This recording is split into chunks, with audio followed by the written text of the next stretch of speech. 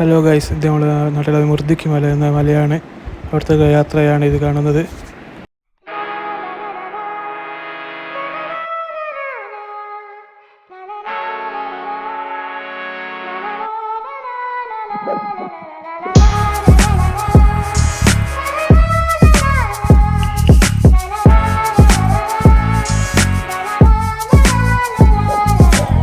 വിയർപ്പ് തുന്നിയിട്ട കുപ്പായം, അതിൽ നിറങ്ങൾ മങ്ങുകില്ല കട്ടായം.